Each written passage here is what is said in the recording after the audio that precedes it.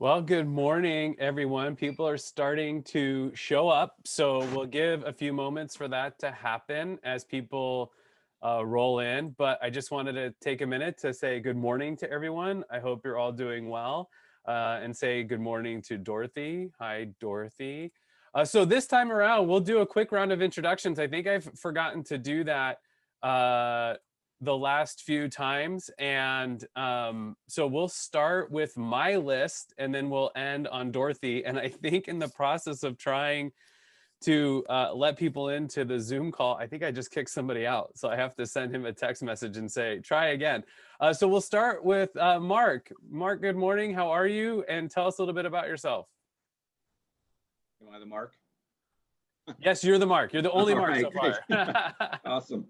Well, good morning. I'm excited to be here again, and I ran a nonprofit for 20 plus years, and now I left that and started an LLC, which is a spiritual direction practice called Your Story in a Flashlight.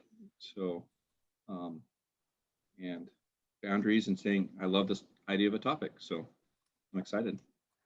Awesome. Thank you for joining us this morning. And next on my list is Victor. Go ahead, Victor. Tell us a little bit about yourself, and good morning to you. Good morning. Good morning. Thank you. I think just like Mark said, I'm excited to join today and learn a little bit more about working from home. I'm a chair for SCORE Spokane. It's an institution that works in conjunction with small business administrations, and we promote and help mentorship some businesses. Excellent. Thanks for joining us, Victor. Okay, next on my list is Debbie. Good morning, Debbie. Good morning. How are you? Tell us a little bit about yourself. I didn't know I'd have to do this. You don't have to do it. We can just skip right on by you. We could just say good morning, Debbie, and move on. Okay. I'm Debbie Allen, and I live in Toledo, Washington. And I am a good friend of Dorothy's. So I'm here supporting my friend. And I also have a small business that I've been in for a while. And I thought this would be quite helpful for me to get on here today. Awesome. Thank you so much for joining us. Okay, next on my list is Emily. Good morning, Emily. Hi, Josh. I'm Emily. I am with Bernardo Wills Architects. I am the client engagement manager there, and I'm excited to hear what Dorothy has to say. Excellent. And that gets us through the list that I have, and we will end on Dorothy. Good morning, Dorothy. Why don't you tell us a little bit about yourself and Cultivate Consulting and what you're doing there, and then I'll just let you from there kind of kick right into it. Okay, great. Thank you, Josh. Well, it's nice to meet you all. Thank you for introducing yourself. I'm Dorothy Zevenbergen, and I am the owner of Cultivate Consulting. I started this business as just after COVID hit. Can you believe that? I worked in the aerospace industry for 9 years, and I made it through 3 rounds of cuts, and then they let me go. So I've always had a passion for communications. I have a master's in organizational leadership and a bachelor's in applied communications from Gonzaga University. So I have Spokane roots, which just makes me excited. And I still have children that live in Spokane. And just as a side note, I have a daughter that knows Josh really well because she did her internship for her degree with him. So. But what I do real quickly is I work with businesses on their communication strategies that include a lot of things like organizational framework, organizational audits, teamwork building, and listening skills. There's a wide variety of things. Plus, I help people develop their personal and professional leadership skills. So that's kind of what I do in a nutshell. And one of the foundations I've found is working on your boundaries, not only personally, but professionally, in the workspace, and people that have businesses. So with that, Josh and I talked about this, but I use a book a lot called Boundaries. Josh, do you have it? You can there we go. That's it right there. I don't know if you all are familiar with this book, but I use that as a launch pad to help people understand what boundaries are and how to use them. So do you want me to go ahead and well, so I chatted this to everybody, but if you're joining us live on Facebook, there's a ton of people actually who have joined us on Facebook, including the person that I accidentally banned from Zoom. Sorry, Mark Odegaard. So if you're on Facebook, that's what happens when you try to do too many things at once. Okay, so if you're on Facebook, ask questions in the chat. We'll make sure to pass them along to Dorothy. If you're here with us on Zoom, you can flag us down, wave us down, or use chat to ask questions. Just real quick caveat, I haven't had to say this a lot, which is great because this group is so respectful, but this is a safe space. So if you have a question that you feel like might be a little controversial or whatever, let's ask that in chat and then we can decide if we want to ask it, or feel free to wait until we're offline and you can ask Dorothy via email or even shoot me an email. So with that, Dorothy, I'll just tee it off. I've got a question that I think seems like low-hanging fruit, but we called this Zoom or this Business Brew saying no to say yes. I understand what that means because I've read the book and I'm familiar with the concept, but can you tell us what you mean by that? Sure. So I know it sounds counterintuitive, but in order to have good boundaries, I don't know if anybody has worked with boundaries, but boundaries is like, the book describes it as a fence, like a property line, right? So each of us have a property line. We have space that we live in, and that's our property.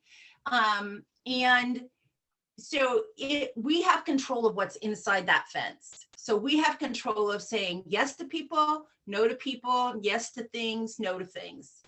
And sometimes with people that don't have boundaries, they let the bad in and say yes to the bad instead of saying yes to the good. So when you are able to say, when you say no, you're actually saying yes to yourself sometimes, because you're in a situation where you need to tell somebody no, right? Or you need to tell a situation, no, I'm not going to do that, or I'm going to draw the line here. And when you say no, you're actually saying yes to yourself and the values that you hold. Excellent. That is a great description. I always tell people when I'm talking about boundaries that it's where I end and you begin. And another way is I'm responsible to you. I'm not responsible for you. Correct. And that tends to help people kind of navigate that space. So because what we're not saying is, like we're going to let our narcissism run rampant and, it's me. That's not the purpose of boundaries. It's that healthy definition between persons, right? Yes, exactly. And that is a part of boundaries too, is figuring out the 2 and the 4 and what is your responsibility and what is not your responsibility. And some people have a hard time with that. And it's a long conversation, but one of the factors that go into that is that growing up, that's where we learn our boundaries, and it's a developmental thing. And so some people have not developed healthy boundaries growing up. So they were in situations where they actually could not tell people no. Right. Because, this is a simple example. Okay, your Aunt Sarah that only comes to your house once a year starts going, give me a kiss. And you're like, oh, and then your parents like, no, give your Aunt Sarah a kiss.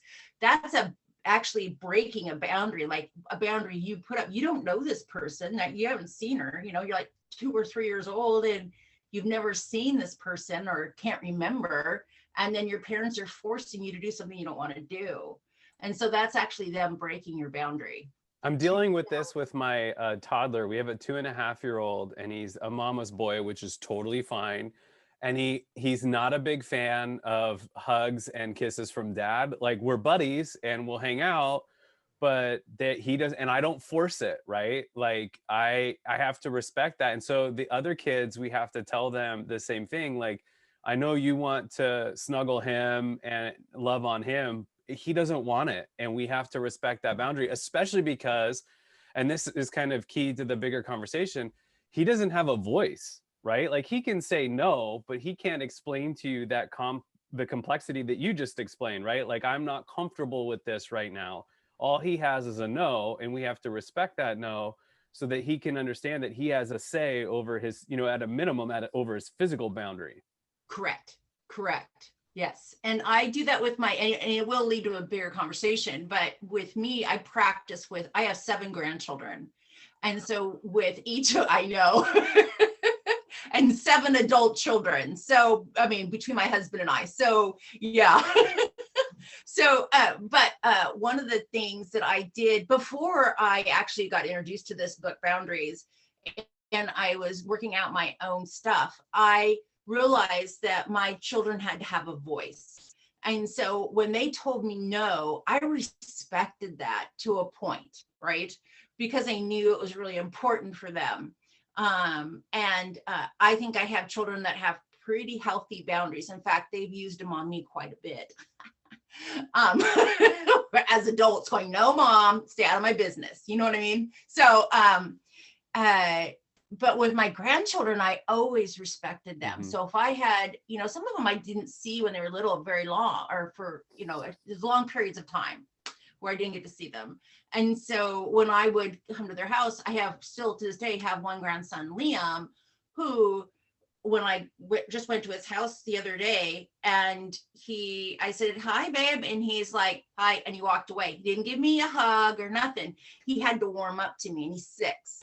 And so about, I don't know, 4 or 5 hours into the day, all of a sudden he's running up and hugging me. So I respected that from him. You know, I didn't insist that he give me a hug. I didn't insist that he gave me a kiss. I just respected that where he was at, and it worked out. Yeah, I think these are really good. I'll tell you, working on boundaries with your family, especially in a marriage context or with parents or in-laws, I think that's harder than trying to do it at work. So if you're already listening and you're getting like those cold sweats because you're like, whoa, boundaries with mom, boundaries with like, it's way easier, I think, to practice this in a work setting. Because I think the stakes are lower, and you might feel like, well, I could lose my job, and we can talk all about that. But I just personally, my experience was practicing with family was way harder than doing this like with a client. I found that to be pretty easy to practice. Yes. Okay, Yes. so I want to jump into, oh, go ahead. Sorry. No, you go ahead, Josh. So I want to transition this into how we do this at work. So I think it might be helpful to start with, what are some of the most common boundary mistakes that you see people doing in the workplace, whether it's managers or employees or whatever? Right. So the three common ones I noticed, especially for people that are in the workspace, or even people that own their own business, and I see that there's quite a few business owners here, is the first one is you give the client more than their money's worth. So I know, right? And so that one's a really, really hard one, because you, especially starting a brand new business, you have to know your value first, and put boundaries around your value, right? And that what you're going to accept and what you're not going to accept and all that kind of stuff. But sometimes you have a client that you really, especially when you're starting out, you really want to keep this client because that's money, right? And you want them to come back because you're like, okay, I'm going to give them the best that I can, but I want them to come back, and they want a little bit more, so I'm going to do that. But then you find yourself on a slippery slope of giving them more than what they've paid for. Now, if your heart's in the right spot and you're like, okay, I want to do this for this customer this time, and I'm totally okay with that, then good for you. But if you're feeling anything, like if you're feeling obligated to do it, which sometimes we do, if you might feel, or you feel disrespected by it, that's a problem. So it goes on how you feel when you're doing the action. Does that make sense? Yeah, absolutely. And I think so. Tiffany on Facebook said learning my value has been a big issue for her. And I'll tell you, this is a conversation I've seen and had with several people in this space, in the small business or solopreneur space, where it's how do I charge an appropriate amount? How do I say when I feel like how do I confront that situation when I feel like I'm being asked to do more than what I'm charging for or billing for? And I'll just tell you I started with a super simple, if not naive rule, which was I kind of figured out where I thought I would start. And I always did retainers to start. So it was a monthly fee. And my rule was if somebody said yes, then the next person I raised the rate. And then I raised it until I started getting no's so that I could gauge where the market was at. But I didn't have any fear in me in doing that. And I know there's a lot of people who it's a lot like jumping into cold water. Like they don't know where to start. So since this has come up, Dorothy, I want to dig into this one. Like giving yourself the appropriate, like pricing your services and doing that is a boundary. It's saying what I'm willing to work for and what I'm not willing to work for. I knew a guy once who said he wouldn't get out of bed for less than $50 an hour. I knew another guy who said, I try to make $500 a day. How do we get, if we're not there, how do we get there?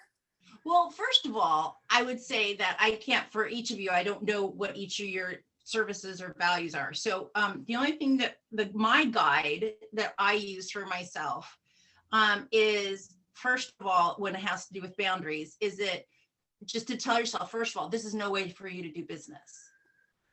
It disrespects you and your client. So you want to do something that will respect you and honor you. So if your price point is, I don't know, $50 an hour, make it $50 an hour. If your price point is, I feel value for the services I give at $500 an hour, then do 500. I don't know.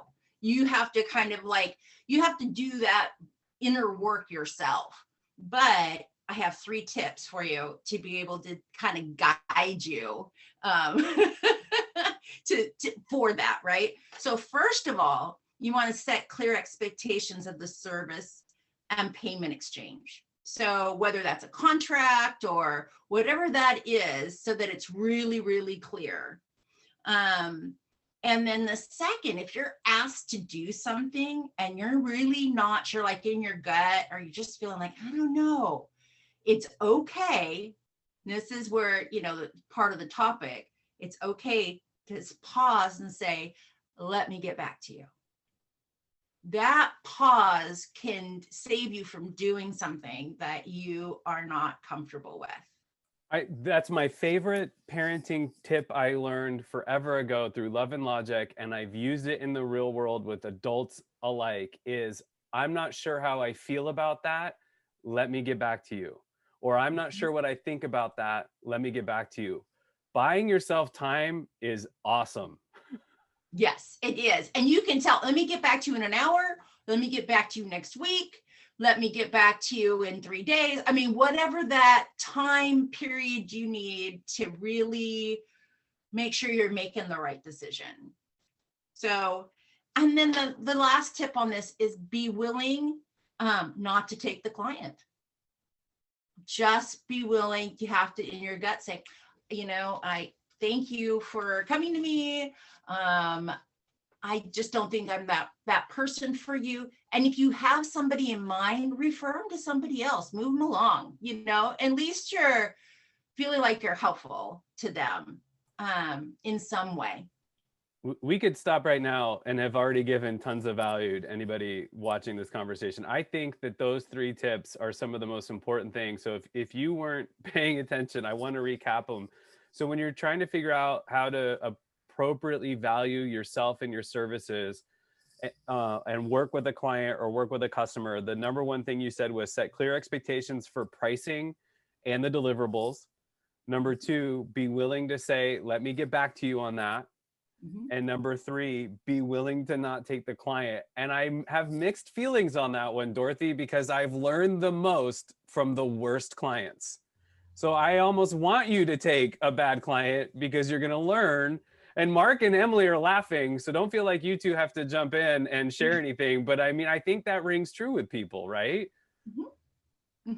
Okay. Oh yeah, and I have not had that opportunity yet to say no to a bad client, although I have had some initial consulting sessions where I knew I wasn't right for that client because what they were asking was out of my wheelhouse, which is different than somebody that is in my wheelhouse and that I'm just not going to get along with, right? Yeah, yeah, totally. So Becky jumped in on Facebook. She's got a curveball for us, and I think it's a really, really good one. It's how do we take this conversation and apply it to salary negotiation? Ooh, that is really, really good. Let me get back to you on that. No. Queen, okay? I am not, okay? Yeah. In fact, yeah, knowing your value, and what was the gal's name? Emily? No. Becky. Becky. Yeah, I am not the negotiation queen. I worked for an aerospace company for 9 years in which really you don't get to negotiate your salary, okay? It's a standard. So I don't really know, but I know that one, you need to know your value. Number two, I would suggest that you tell in your negotiation, you would have to set with them what you're worth. You have to, as women, I know it's really hard. Okay.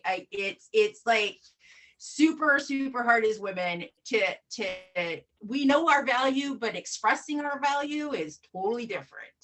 And so being able to, I would prep first. I would say, okay, this is what I do. This is how I do. This is, make sure that you write down and are really comfortable talking about what your accomplishments are and the value you bring to your company in your negotiations, and set those. It's almost like a boundary, because you're setting that boundary within the conversation. Does that make sense?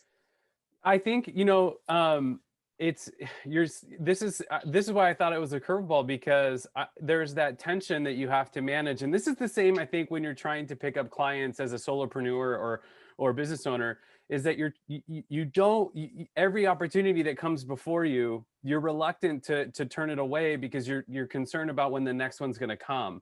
And that does come from that value, right? Where I go, if I don't take this client, no one else is going to want me. I have to take what's in front of me. The reverse of that is, I know what I'm worth. I know what I'm comfortable with. I know what I'm not comfortable with. And I think that same thing goes into, like you were saying, with salary negotiation, is if you walk in there ahead of time with a dollar amount, you have to be okay with them saying, we can't make that. I had a client who wanted to hire me, and he sat down with me and he said, my goal for this year is to hire you. And I said, great. And he's a great, great client. And he said, what does that look like? And I told him, and I have a rule: if I'm going to give up my business and go work for somebody else and I call it the stupid money rule. You've got to pay me stupid money for me to consider that. So I threw out the stupid money number, and he literally went back. And I had to run that risk of almost offending. He said, that's more than I make. And I said, well, that's what it's going to take. So I don't know that there's a clear answer to that, other than if you go into it ahead of time knowing what benefits package you're interested in, what salary, and this is just recapping what Dorothy is saying, knowing what salary you're willing to do the work for is really good. I've shared both on Facebook and in the chat a TED Talk from TEDx Spokane about equal pay. But she gives some really good insight into that too, I think is a good one. And then Mark Odegaard on Facebook jumped in and said, I'm not an expert on salary negotiations either. And I think you have to be willing to walk away, which is what I was just saying, or quit if you don't get what you want, which is terrifying. Raise your hand if you worked and had a job through a recession, right? It's terrifying to think about not having a job, especially if you've lived through that. So I think this is one of those things where we might have to continue to add resources, Dorothy, and maybe do some digging to help some people. But I think we've given them a really good place to start. Please, Josh, go ahead and put my information in the chat box and in Facebook. And if people want to reach out to me, I would definitely be willing to talk with them and just kind of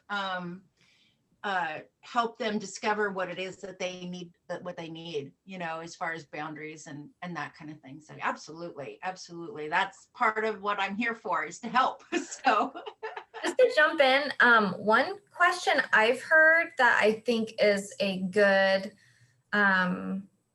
just good thing to add. If you're, say, you know, you're at a current job and you're going in to renegotiate, yes, going in with, you know, everything that you do and, you know, every goal you've accomplished, you know, and having a copy of the job description and saying, check, check, check. This is all I've done. This is everything I've added to the job description.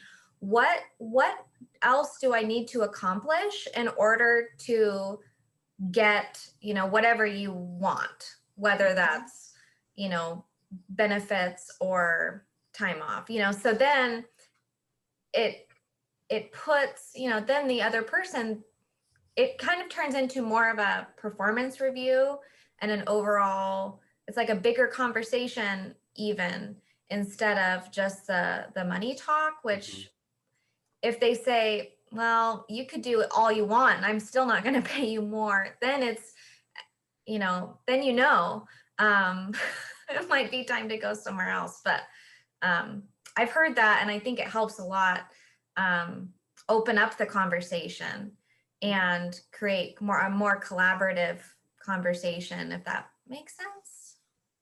no, Emily, that makes perfect sense, because the big thing here is asking questions means that you're opening to listening to the other person. And then you create that two-way conversation that allows for more transparency and allows for the negotiation to take place. And you, through those questions, can find out where those boundaries are for the company, right? I mean, what they can and can't pay you, and what, you know, what you need to do or how you can adjust if you need to. That's great, Emily. I love that a lot. Because I've been on the other side, and, you know, where there might be, you know, then you can get, you know, well, this is the range for this position. Because like Dorothy, you said, at the aerospace company that will not be named, you know, they have very clear scales that could be disrupted. And then it, yeah, there's the fairness aspect, and especially at small businesses that exists too. But at least you can have a conversation about it and know if you're being taken advantage of or not. Exactly. That was great, Emily. Thank you. Something to add to this too is, and I saw somebody post about this, they tweeted it, that they had taken a pay cut to go work at a large startup, one I think we would all know. And that the result of that was they took a pay cut knowing what they were getting into, but there was other value that they got out of that job, part of which was stock options. And that it ended up being a really good career decision. So while I think we've been focusing primarily on like this idea of increasing salary, it's not always about that. Sometimes you might go into a job negotiation or a client negotiation with the idea of increasing responsibility or the other, you know, the non-salary based incentives, right? Whether it's a healthcare package or some other, you know, maybe a retirement package or some other sort of incentive.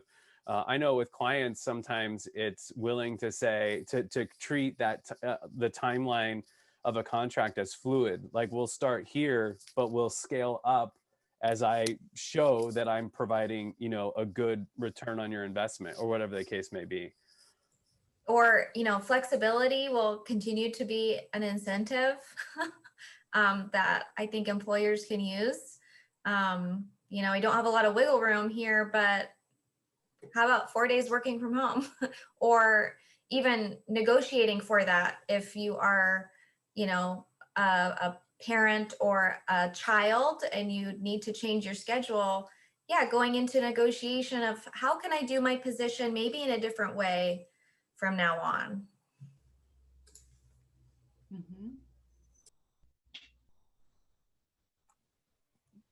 Go ahead, Victor.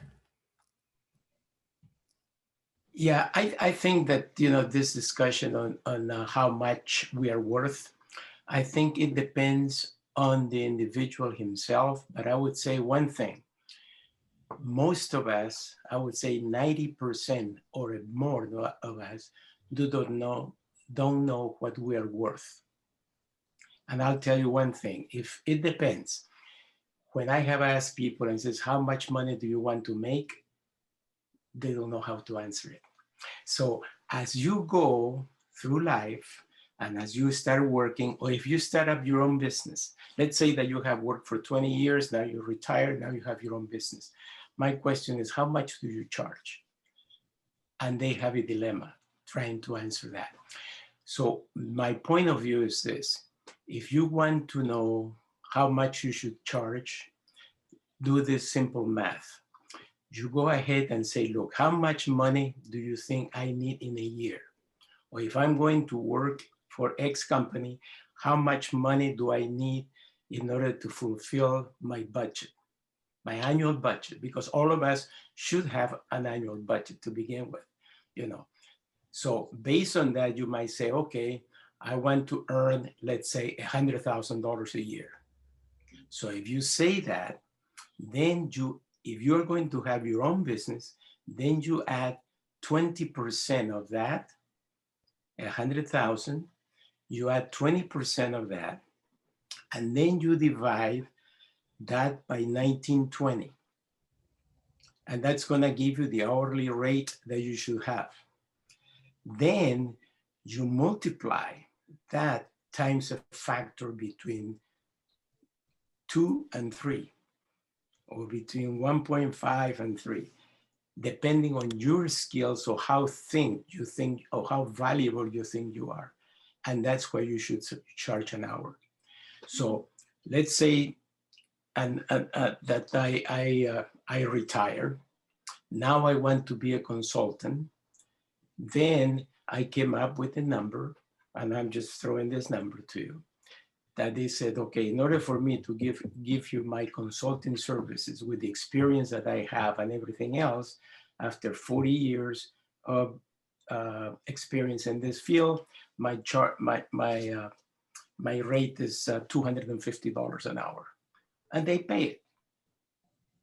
Okay, they pay. So never be afraid to see how valuable you are. It depends on you, but use that formula. Whatever you want to earn in a year, divided by 1920, and then that you multiply between a factor of 1.5 to 3, whatever you think your skills are. Thank you. All right, so I want to shift we got really onto this, but I do, Becky was asking, the harder sell has been that everyone has a different perspective of what skills should be valued at, how much is it worth for me to accomplish X, Y, Z. And the one thing I'll leave as we try to transition from this conversation into some other areas of boundaries is that if you're not sure what you're worth or value-based pricing is something to look into. I downloaded a white paper years ago called, I'm trying to actually find it online. I haven't been able to find it. It's from HubSpot. Yeah. So it's Nail Your Pricing Strategy, Raise Your Agency's Margins with Value-Based Pricing from HubSpot. That might be something where you can come up with an alternative way to price services if you're an entrepreneur, business owner, or whatever, that maybe goes after the values. And what Becky was saying, you can say, how much would it be worth for you to accomplish this? And then you can price accordingly. Okay, what are some of the other things that you see, Dorothy? We started with one. I think we got one in so far with just how to price yours. But what else are you seeing people in terms of boundaries in the workplace? What are some of those other, those hurdles or challenges that people have with boundaries? The second one would probably be where your personal and professional life begin and end. So I think, it's hard enough when, we would all go into a workspace and we'd go to work, starting to transition from home to work. There's clear, physical boundaries, right? I'm at home and now I get in my car and I go to work, right? And so there's that transition time, there's that, everything. But now And then when we come home, we transition into coming home and doing our home stuff. But now a lot of us, as I know, we are all working from our home, right? If we can. I'm working in an office that I created. It actually was my craft room that I actually made it into my office. But you know, that being able to compartmentalize, I never say this word, but put it into a box, right? I have home, I have work, I have those kinds of things. And it can be really, really difficult to do, right? So being able to have a way to say, okay, I'm getting up, I'm doing my routine, I'm now having my breakfast, and then, okay, now at this time or whatever, I'm now at work. So I'm at my work during this time and actually work, you know, I have to like literally close the door. I have a door and I close it. And when I close it, my family knows that I am at work and I'm not to be disturbed unless the house is on fire. Like, that's what I have to do. Because if I don't do it, then they're bugging me all the time to do this or do that. And it takes me away from what I need to do. You know, and then when I'm done with work, then I literally clean my desk off and I shut the door and I'm done. That's like, I have to do that so that I don't look at it. And when I walk through the hall, I don't actually see my office. But that's what I've had to do. I'm sure each of you have your own story about what you have to do. But when I was actually physically, and I'll ask people to please share here in a minute, some of their struggles. But when I was actually going to work, I would do my morning routine. I'd get in the car and then I would switch off home and start thinking about work. Because I had a 40-minute, minimum of a 40-minute drive to work. And so it allowed me to start thinking about work, right? It helped me transition. So, and also on the way home. So that's how I used to do it. Now I have to do some of the things I just talked about. And I would love to throw it open to people and see how they're doing it.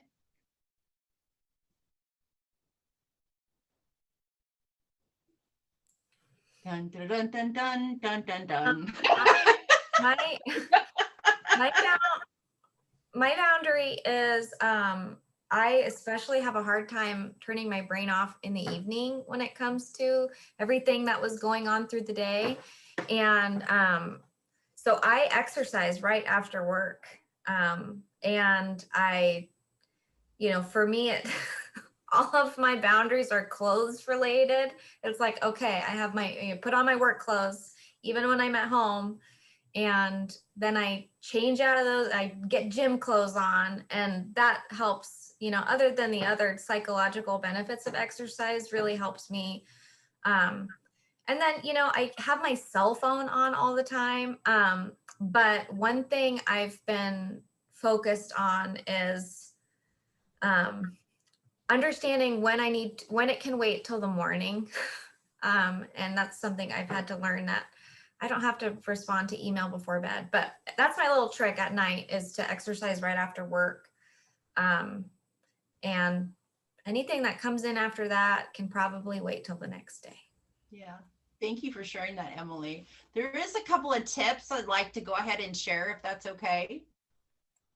Do we have any other questions, Josh, or comments yet? I was just going to say, Susie on Facebook said that in relation to a little bit of part of that earlier conversation, that she posts her calendar for the week and then shares it with her husband, and then he knows when not to bug her.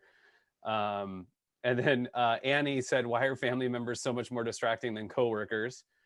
And I just was thinking about your tips earlier for how to price your services and how to, you know, your value. And you said set clear expectations. And I think with your clients, especially if you're in a professional services, Dorothy, like you and me, if you tell your clients ahead of time, and I do this with everyone, I'm an 8 to 5 Monday through Friday, and unless the world is coming to an end, I don't respond to stuff in the evenings and on weekends, because I've worked for people who really struggled with that, right? Really struggled with 3 a.m. emails and firing them off and all that stuff. And then, you know, how that what that as a boss, what that communicates to your team. And so I just think leaning on your other tip of just setting clear expectations with clients, and then setting clear expectations with your boss, or vice versa with your team, is the best way to avoid, you know, that blur of work life. Exactly. Yeah, I think you're so right, spot on with that, Josh, because I kind of do the same thing. I am when I am done with work, I'm done with work. I've even like just turned off all media. Like I don't even, I mean, I just done. Won't respond to emails. I will look. If like my kids need to get a hold of me, they'll text my husband. And say, why isn't mom answering her text? Because she has her phone off. So then I'll talk to him. But I just, it's that way of just like shutting down, right? That's that boundary, that to be able to, because we all need to regenerate, right? And recharge. We just can't have our batteries on half full all the time, or lower than that. The other thing is the one thing that we hadn't mentioned, because we talked about, making that transition. And now we just talked about, my other tip is putting limits on your time, energy, and dedicated to your business, right? We just talked about that, Josh, about, how, you have your set times, you have your recharge times. Those are really important. The other thing is for you to identify your hot buttons. So, which I think is really important in this case, because you need to investigate within yourself why something, whatever that thing is, can take advantage of you and upset you. Because that really becomes our distractions, right? Because something will happen here or something will happen there, whether it's at our work or home, and it will distract you. Well, we need to kind of take a little time and figure out why that's bugging us. And if you have control of it or not. You have to kind of decide, is this something I can control, or is this something I need to worry about right now, or can this wait? Can I put it aside? Do I have to handle it right now? So that you can have a little more work towards balance. I'm not saying that you need to be in perfect balance all the time, because that's just not reality. But help you work towards a more balanced work-life situation. I've got to point out this funny dynamic that's happening on Facebook. And okay. I get to do this because it's happening in real time and anyone there can see it. But Mark Odegaard gave a tip and said, one of the best things I did after leaving the corporate world was turn off email notifications on his phone so that they don't appear on the locked screen. And I do that with all my social media, because I manage social media for clients. So I don't get notifications on my phone. I get them, I have to get to my laptop. Well, Annie, who works for Mark, chimed in and said that she's considering deleting email off her phone altogether. So there's this funny dynamic happening. So I hope Mark knew that ahead of time. Yeah. So this is such a great conversation, and I think we could all benefit from spending some more time here, just in that terms of work-life balance. And the biggest one is when you own your own business, and that difference. So there's two things. It's that time, right? It's when's my time end and work begin. And then there's also the money. So I don't know if you have any tips, any additional tips related to the time, and anything you want to, maybe touch on when it comes to money boundaries, and, you've got to have those finances set up separately, and just that whole thing can be just a big, big topic for some people. Yeah, I think as far as for those kinds of things, you definitely need to know what your budget is, right? That is I call it boundaries on yourself. So, really, honestly, boundaries come to putting boundaries on yourself. It has really nothing to do with, I know it sounds kind of weird, it has nothing to do with the other person. And it has everything to do with yourself. And so, because you are responsible for you and what you do, and you need to set clear expectations on yourself and boundaries on yourself. And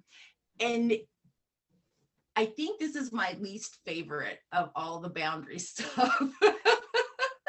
Because it's something, because you have to work on yourself all the time in order to make that happen. So, I mean, I can use a lot of examples, but financially, I'll use this one. So, since we're looking in the business world, when I started my business, everything was kind of running together. And so I've had to set clear financial boundaries in setting up my own accounts, in setting up, everything is separate. And if I have to transfer money out of my personal, that it's really clear what I'm transferring, what I'm doing, so that when it comes to tax time, right, when we're coming up on tax time, we all know how to file our taxes, right, and pay the man. Because we all have to pay the man, whether it's for our personal or our professional. It's been a real transition for me, but thankfully I've been able to do it.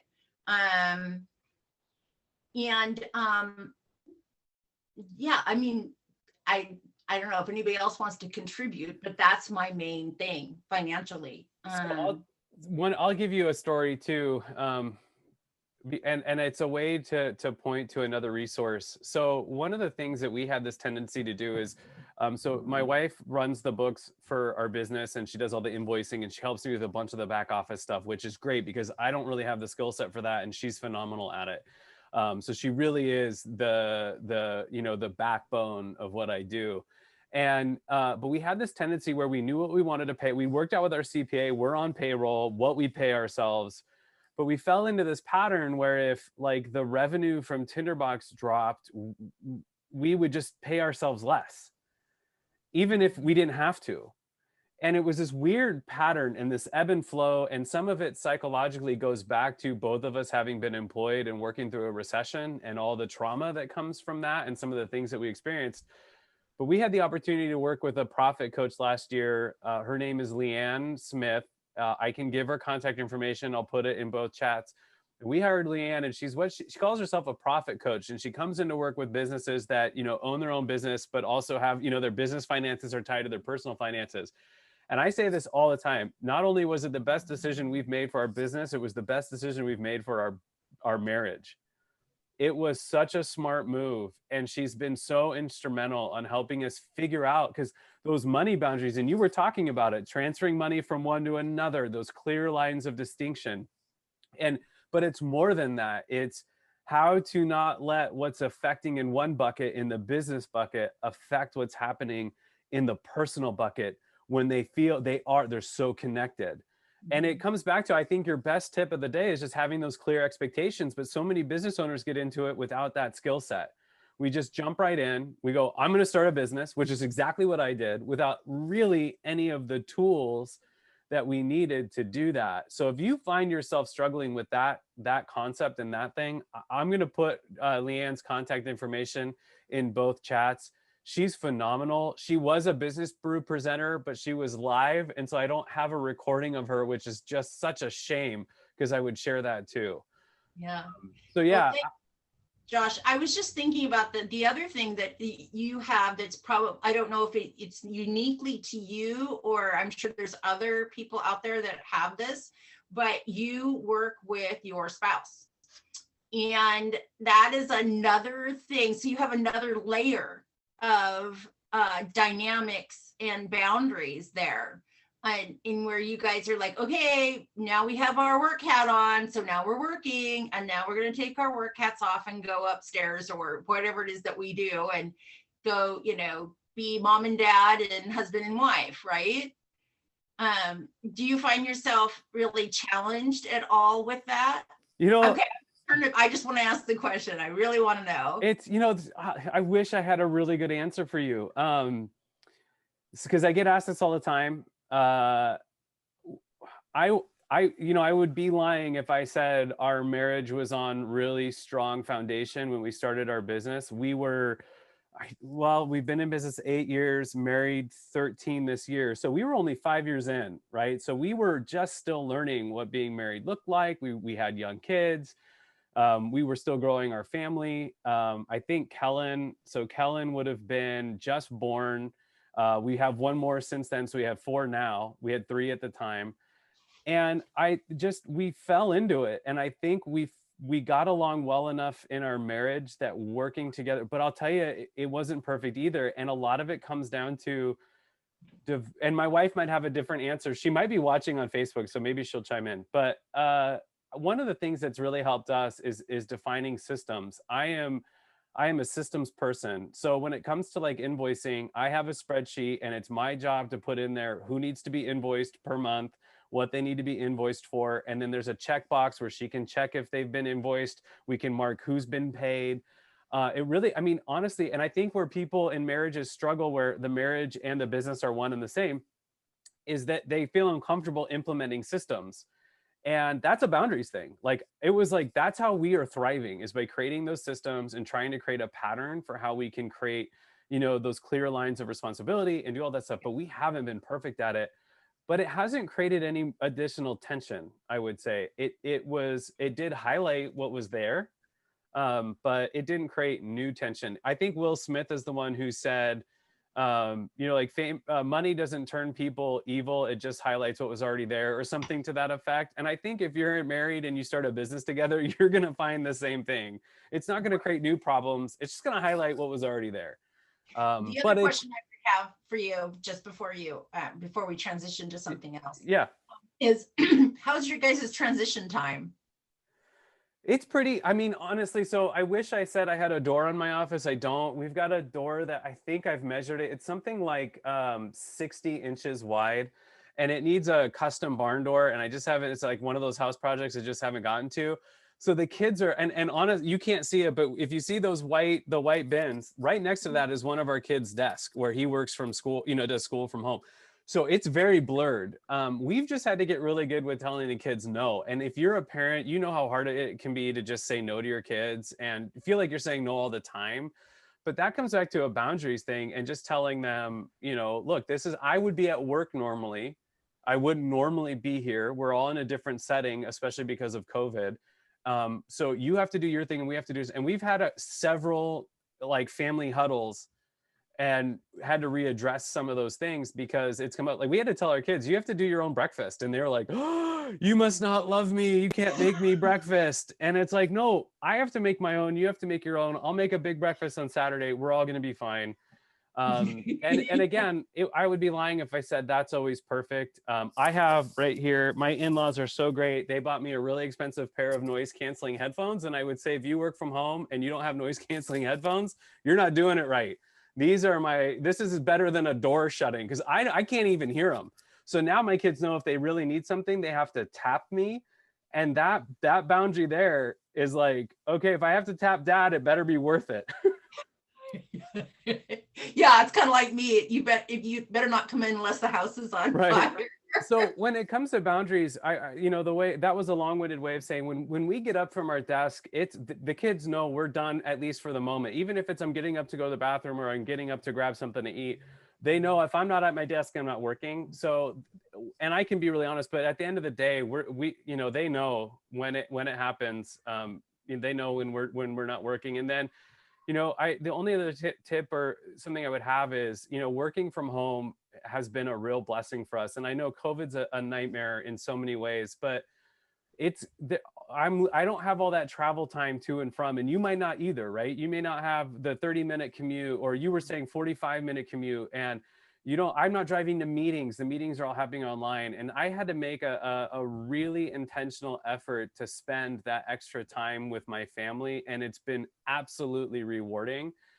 So what I've just tried to do is I feel good about cutting out at 3 some afternoons. I feel good about taking Fridays off. I feel good about wearing a hat some days of the week when I just don't feel into it. And that's practice from boundaries. And that's the one thing, if we could make a transition, I want to talk about tips to practicing these concepts, right?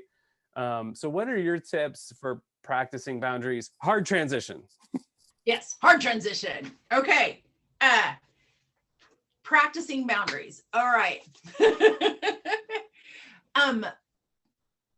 The first thing, I mean, if this is unfamiliar to you, first of all, the whole concept is to work on yourself, to figure out what I call it, what first of all, what you want to change,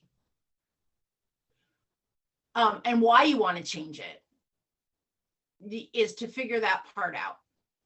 Because it is, you don't know what you know until you know it, right? And if you're having a hard time figuring that out, it's best that you find relationships or someone that can help you work it out. And that is key in learning how to set and maintain healthy boundaries. We are designed for relationship. We are designed to have healthy relationships. And that's, I think, what makes this whole isolation and COVID so much more difficult, because now our relationships are via Zoom. We don't actually get to be in the same room with people, right? And so creating ways to be in relationship, to be able to work out your boundaries.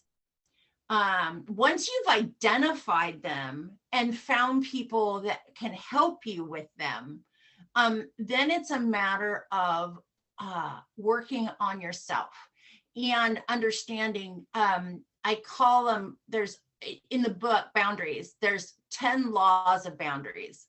And some of those, the big main ones are learning the concepts of reaping and sowing.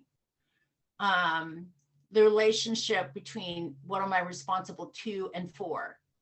The law of responsibility. There's 3. Those are my top 3. And then there's the law of activity, the law of law of reactivity. There's all sorts of different things that you can learn how to set boundaries, right? And being able to take, and it all starts here with you. So being able to take responsibility for yourself before you ask others to take responsibility for themselves, right?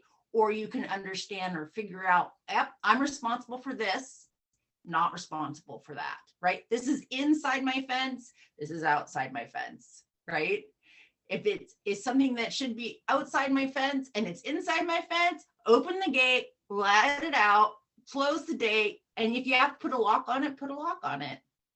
I do kind of this, okay, so if you indulge me for a minute, I kind of do this thing with people, and people here on the Zoom and people on Facebook can all do this, but this will help you kind of figure out where you're at. So I want you to close your eyes, okay? And I want you to create a fence around your property, around yourself. Now I want you to in your mind, I want you to tell me, or not, you don't have to tell me, but you can imagine what it looks like, how tall it is, the material it's made out of. And I want you to envision if it has a gate or not, and what that gate looks like.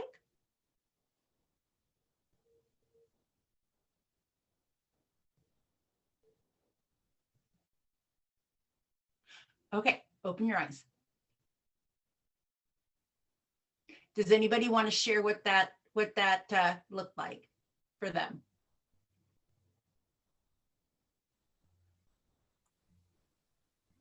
Well, I'll kick it off.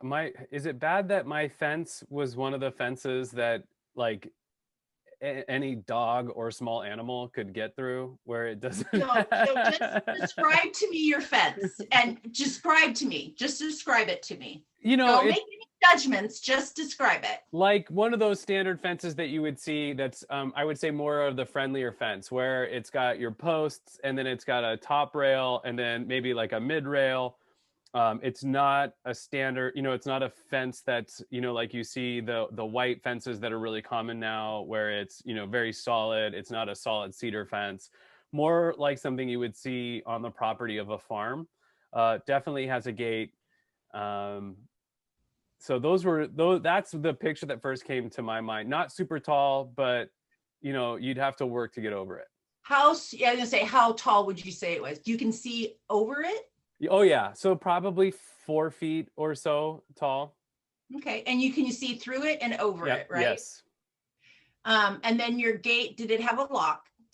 It did, but one of those nice metal locks, right? Like that you latched from the inside that you could lock if you needed to. Okay, great. Well, and that tells me a lot because one of the things is that you actually do have a property line. So that's good. You can see over it and you can see through it. And the thing I like about that is that you can see what's coming at you. Yeah. And I thought that too. Yeah. That is really important when you're learning to do boundaries, setting boundaries, is that you can see what's coming at you. So you can prepare, right? I'm out there mowing my lawn or I'm out there doing my thing. And all of a sudden I see the Rottweiler coming down the street. I can make a plan to take care of that, right? I can, shore up, gird up, do what I need to do. And it's the same way in boundaries. So when you know a person who is a boundary buster, who takes advantage of you all the time, right? And you need to protect yourself, they're coming. So okay, I need to make a plan of what to do the next time that person approaches me. And we all have them in our family. No family is perfect. I know I have plenty of them in my own family that I've had to put boundaries on. And different types of boundaries. And this is just from a personal thing, but I have a son who has been clean and sober for 9 years. And he, when he was younger, he is actually definitely a boundary buster. And so I used to call it that I had a chain link fence, reinforced, with big poles and cement and everything. And I had to be chain linked with something that was strong because he was the bulldozer that was trying to get through the fence. So, and I needed that image in my mind to remind myself that I needed to educate myself, gird myself, protect myself. Remind myself that I'm not responsible for that person. He is responsible for himself, right? And I need what I need to do to protect myself. Does that make sense? Yeah, absolutely. I think one of my favorite parts of boundaries from the book is the concept that boundaries are not about changing others. It's about how you might respond to others. Mm-hmm. And it's also establishing maybe a new way that they need to respond and treat you. Exactly. And even along the way, it can be hard. Mm-hmm. Because they're not you think, okay, I'm going to put a boundary here. I'm going to respectfully tell them what I need and what I expect from them.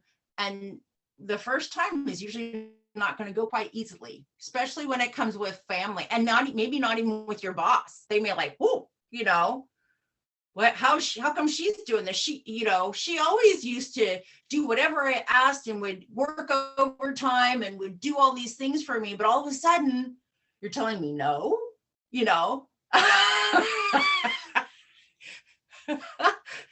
you may not get the reaction that you were hoping for. Yeah. That's why it's important to do it in relationship with people that are helpful to you in growing your boundaries.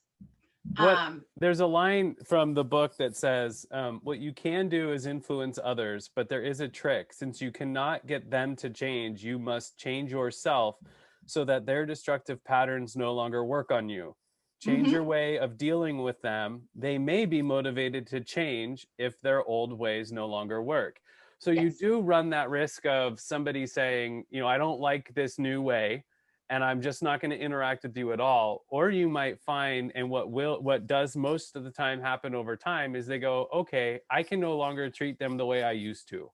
Right. And you have to be willing to be able to accept both. Yep. Because at first they may not want anything to do with you, or they may be emotionally very upset with you, which has happened to me. And you have to be mentally prepared for that. Right.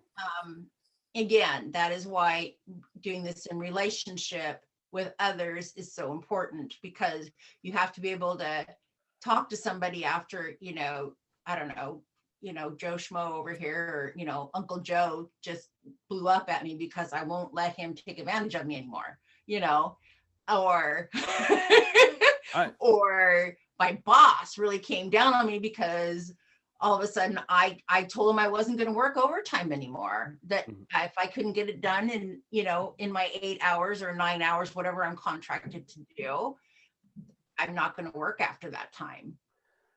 Yeah. And I think you've said, get somebody that you can. The other thing about having a partner in this or a group of people is practicing the conversations ahead of time and knowing, this person treats me this way routinely.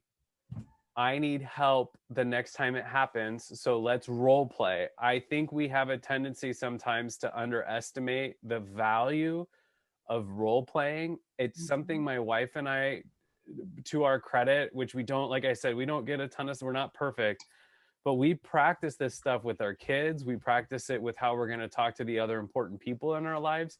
And it's it's not always from that negative spot. It's just this thing in this relationship isn't working the way we want. Let's role play. Let's talk out how we're going to work through this. I do want to go back and say that Annie on Facebook jumped in and said that her fence was more like a hedge going around in a circle with no corners for some reason. Well, I don't know the psychological implications of that, but because that's not my degree. But it's interesting that you do. There's the thing about circles, because they can go on and on and on, especially those intricate circles. So I kind of like her fence. I'm curious to know how high her hedge is, though. She can't see through it. I wonder if Annie, could you ask her if she can see over it?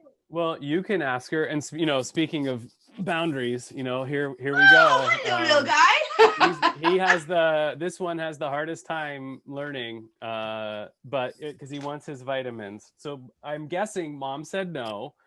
And so I can hear dad downstairs. So I'm going to go see if dad will give me a vitamin. Annie says that hers was about the same. It was about 4 feet tall. So she could see over it. It sounds like she may not have been able to see through it. I think this conversation is, that exercise is so helpful to at least get a mental image of where your boundaries are, right now. I have a feeling. And they do change over time. Yeah. I mean, they don't necessarily change, but they do change, because you add boundaries and you subtract boundaries, right?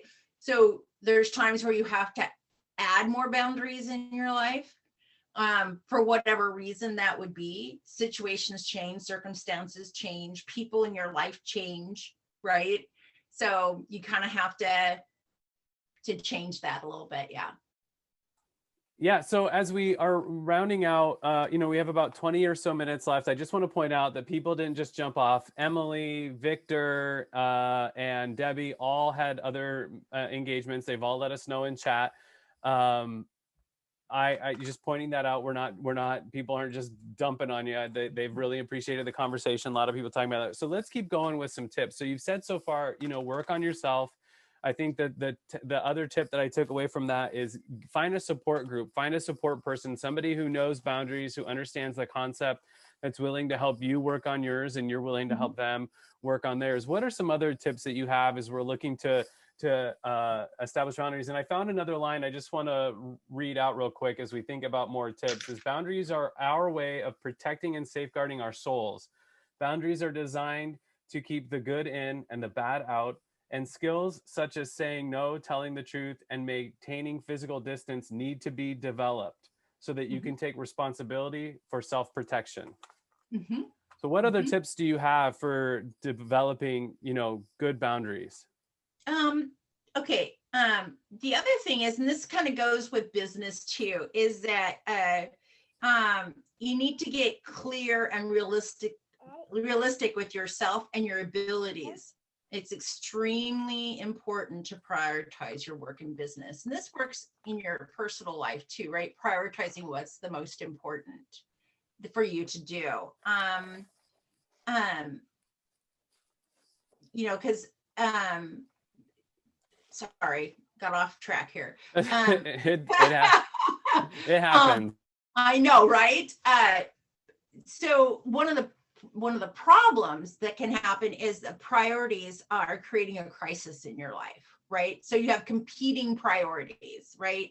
And so this is where getting clear and realistic with yourself and your abilities is extremely important. Identifying them. And I always call it, it's easy to complete the low-hanging fruit in our life, right?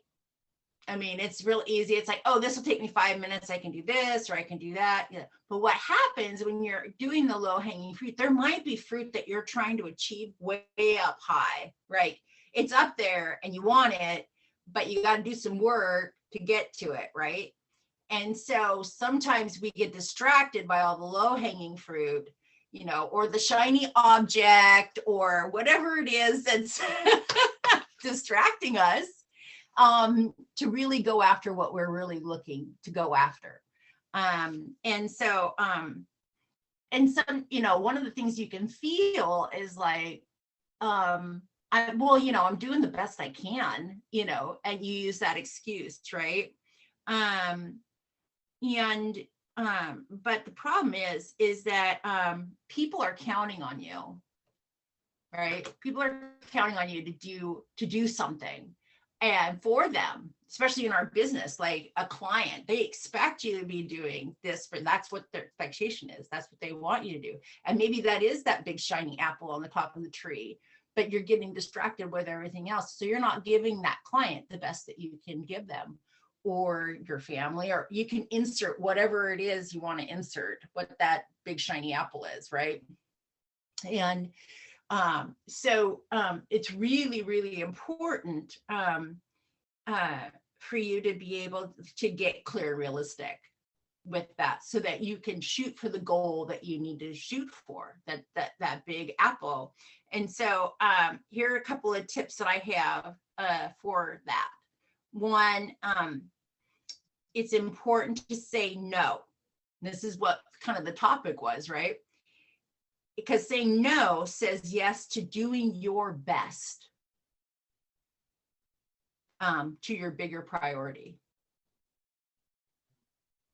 And I want to point out that this is something that I've picked up from, pastors that I've had in my life, and then other special, leaders and people whose content I've consumed. But sometimes that also means saying no to good things that, it's just not the right season, or it's not the right time, or just because it's good doesn't mean it's good for you. Right. And I think that saying no, the hardest ones are when you have to say no to something that's good. And I've struggled with that over the years. Victor was on, he's a volunteer with SCORE. I volunteer with SCORE too. There was a period of time when I was the chapter president, like Victor is, and I've had and I had to eventually go, I can't do this anymore. It's a good thing. I can't fit it anymore. And I felt guilt with that. But over time, I've learned it was the right call, because I was saying no to other things because I was saying yes to that. Yeah, exactly. And then I'm just going to go through these other two tips really quickly, and then we can talk about this other, because I have some comments. Tip number 2, create fences around your work, create realistic time and energy limits. And then tip number 3 is every project, appointment, and correspondence has a purpose. Define it, plan it, and work it for your success.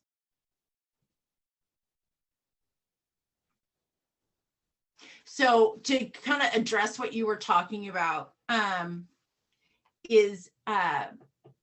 there was a time in my life where I was juggling a lot. And I would I would call it, I balanced everything, right? I mean, I would take on something here and then I'd take on something here. So I was still balanced. I was juggling 20 million things in the air, but I was fooling myself that I was actually balanced, right? And so I had a major life event happen. And unfortunately for me, and my father passed away, and I dropped every single ball onto the ground and didn't even know where to start picking him up. And I actually used boundaries to help me figure out which balls I needed to pick back up.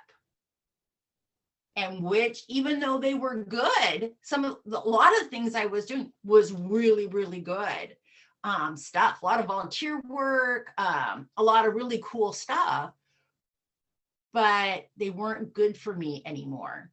For me to do it, I had to give it to somebody else to do. I no longer could do it. I had to decide what was best for me in the process. So I totally get where you're coming from. That concept, I love the visual that you just gave of, you're trying to balance all these things, and when everything hits the floor, you have to figure out what you're going to pick back up. One of the tips that you keep reiterating is just this idea of clear expectations. And I think, I know that there are people who struggle with clarity. I have at times, where you're not sure, what am I getting out of this? What is my goal? What am I looking to accomplish? So I really think that that's one of the big takeaways for me that you've been mentioning is, clear expectations. And I think, there's this, and this comes from the book, there's this myth that setting boundaries makes you selfish, but it's not. It's a healthier way to behave. And if I go into every interaction, project, whatever, what are my goals? What am I looking to get out of this? What am I looking to bring to this? Mm-hmm. You're gonna create better interactions just in general. Absolutely, absolutely. And actually, the thing is that if you don't take care of yourself, right, you're not going to be able to take care of anybody else. Mm-hmm. At least not in the way that you should be, right? You're right. Not giving your best to the situation if you're not giving the best to yourself first. Absolutely. So that's a whole nother conversation, because it just doesn't have to do with boundaries, right? It has to do with your health and, and everything else that's going on in your life. I know for me, that's what it's been for me, is learning how to redo my life, right? Take care of myself, take care of my mental health, my mindset, my health, physical health, mental health, all of that. It's all encompassing in the value of who I am. Boundaries, I think, is more like a foundation, one of the foundations, right? In order to start that. Yeah, I think a lot about how this can play out in a marriage or in a interpersonal relationship where, say you're living with somebody and you decide that you want to start getting healthy. And so you want to start exercising, and instead of communicating that, you just start working out, and you start either going to the gym or you're leaving the house to go for a run, and that time that maybe you would normally be spending at home, you're now spending out taking care of yourself. Well, that desire to take care of yourself not being communicated to that person that, you're living with, or your spouse or whatever, that could create that tension where they go, well, you're doing this and why do you get to do it? I don't get. If you just clearly said that, hey, I'm not feeling good, I don't like where I'm at, and what do you think about, or how would you feel, or I would like to start doing an hour of exercise every day. Now you're opening the lines of communication. I think communication is also one of those key things of boundaries, is we're just communicating what's going on. But I got done teaching this Amazon workshop. It's so good in so many ways, how to sell on Amazon. But one of the things was when you're a seller on Amazon and you're responding to a negative review or a customer complaint, when responding, Amazon encourages you to anticipate the next 3 questions and answer them in the first response. And I think that is a great thing to take into boundaries. If I'm going to establish a new routine or a new habit or boundary, anticipate the next 3 things that might happen as a result of that and try to address it in that setting expectations conversation, right? Yes, absolutely. And it is so important to be communicative. Like for some of the things that I've had to do for my health and whatnot, I've had to be really clear with my spouse about why I wanted to do it, why it was important to me. And we had a lot of conversation about it before I actually took the actions that I took. And even to this day, we still have those conversations about health because there's times he wants to participate and times he doesn't. And I give him that, he knows where I'm going with this. And if he wants to participate, great. I mean, I'd love to have him along, but if he's deciding not to, this is my expectation of him, right? In that I don't want you bringing in chocolate chip cookies into the house, right? No, seriously, we have to have those conversations, because Dorothy can't have sugar. So we, and don't put it in front of her face, please. We just had this conversation. We both, the holidays, we run amok on us, right? And sometimes some people, I love food. I love to eat. Also is important. I love a good beverage. I like a nice, good beer. I like a good IPA. Those things are chock full of calories, right? Even if you're only having one, I think it's probably worse than a soda. And we've had to have, we were just talking about this and I said, I prefer trying to stay dry Monday through Friday, just not having a drink, for my own personal health. And I'm better at that when it's not in the house. So, because my wife was like, why don't you just buy what you need at the beginning of the month? Well, I know myself and I know that weakness that if it's there, I know it's there and I'll just go have one, as opposed to, why don't I just go make that run on Friday? And so you're saying the same thing. It could be chocolate chip cookies. It could be checking emails. I know I'm better. Whatever that is. Right. Yes. Whatever that is, you got to set that boundary, that expectation. And if you need help, like I'm in accountability groups on my own, and some I pay for, some I don't. Okay. So I'm just saying it's okay to buy accountability if you need to. Yes, that, I think if we could round out on one note, and there's probably more, but that idea, we are not stigmatizing mental health at all in this, because I think that that's the unspoken thing. There may be people watching now, joining later, who were with us earlier, who might be thinking, I don't know that I have the ability to do this. That's okay. Getting help from a professional, from a counselor, whether it's a group or, somebody that you can rely on, that is neat. My wife and I have had to see a counselor over the years as we've struggled with various hurdles, oftentimes relating to a boundary issue. And it's so helpful to just have somebody who has the tools and the language and the skill set to help you troubleshoot those. So I do want to say, we're not at all saying, solve this on your own. Work on yourself by yourself. No, that's why I kept saying throughout the conversation, it's done in relationship. Yeah. Right.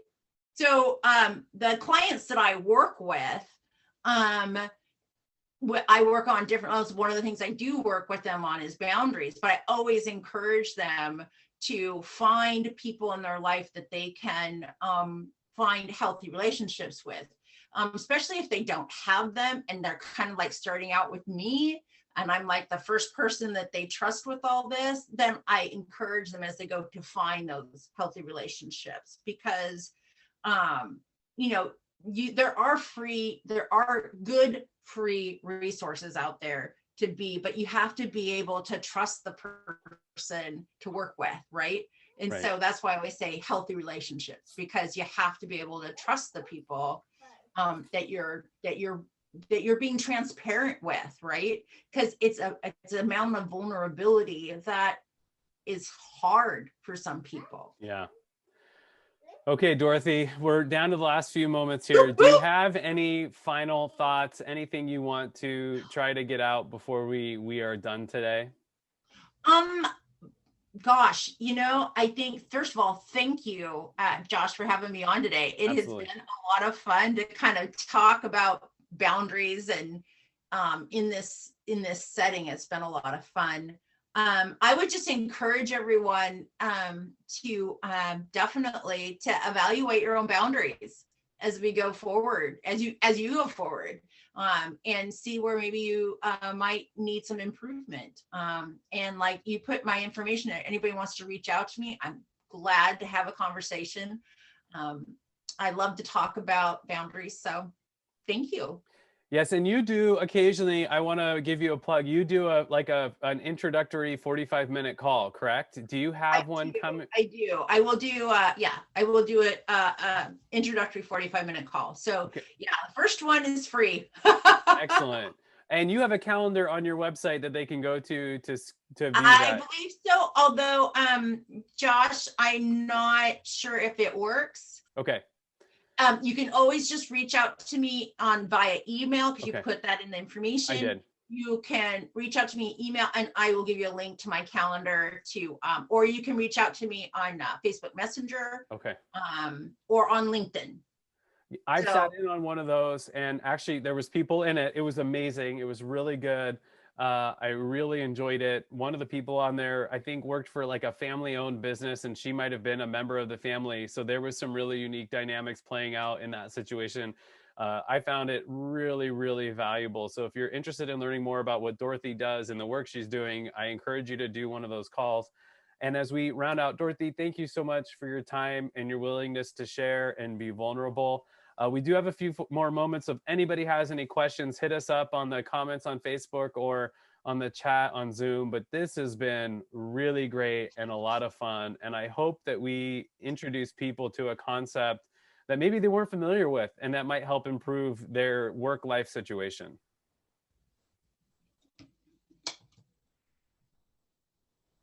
I caught you like a waiter out to eat. I caught you with your mouthful of a drink there. I've been drinking coffee all morning, so no worries. So we're getting thanks on Facebook, so people are really appreciative. So thank you, Dorothy. And I guess if we don't have any questions, we might call it.